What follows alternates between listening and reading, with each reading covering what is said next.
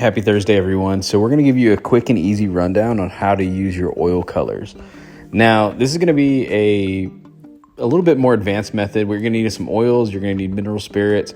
I'm using the Winsor & Newton. You can see that thick oil paint, and I happen to use a burnt umber on this one. I get these little jars to make it easier so I can mix up a bunch at the same time and keep them in there. And you're also going to want a pretty old brush. Now, you're going to need mineral spirits. This is the odorless mineral spirits I got from Hobby Lobby. Just keep in mind, even though it says it's odorless, doesn't mean it's vaporless. So you're still going to want to have a good air circulation around it, or else you'll get a headache if you use it too much. I pulled all of it in this little bottle right here so that I can control how much I'm putting in there. And there's not a real science to this.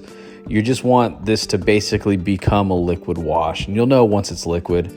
So I'm going to go ahead and just stir this up, and I will continue to stir and stir and stir until it's mostly liquid, and I'll even add more mineral spirits in there to get it all liquefied. So then you're going to get your old brush that you don't care about, because this damages brushes because the mineral spirits goes straight into the ferrule.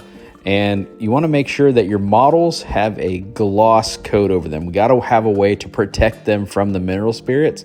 And we don't want to use a matte coat or a satin coat, because we want the oil wash to actually flow into recesses. So we want it to be a little bit slippery.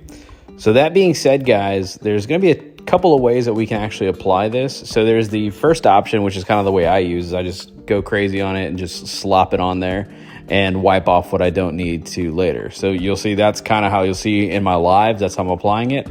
But there is also a more controlled method, which is actually the pin wash. Now, if you just tap the edges you want it to flow into, it will naturally flow into, and this is a less cleanup process. If you go this way, you don't need a sponge. I'm not doing it that way. I'm going to slap it on. So let's go ahead and get this guy covered up. I'm about speed on this one, so we'll get him covered. I sped it up for you guys. Easy peasy. I don't know why there was so much cat hair on my thumb there, but it is what it is. You guys know I have a cat.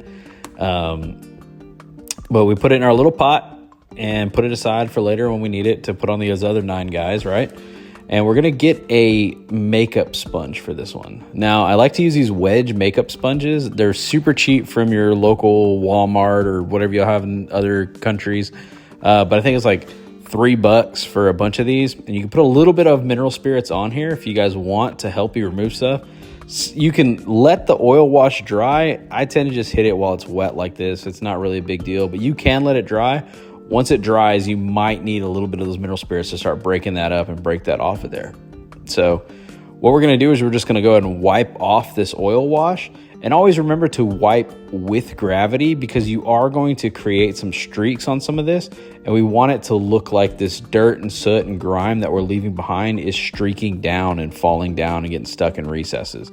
So I am wiping where gravity would be. And you can see even on his shoulder, I wiped in the direction of where his shoulder would sit while he's normal. So then I hit it up with the hair dryer.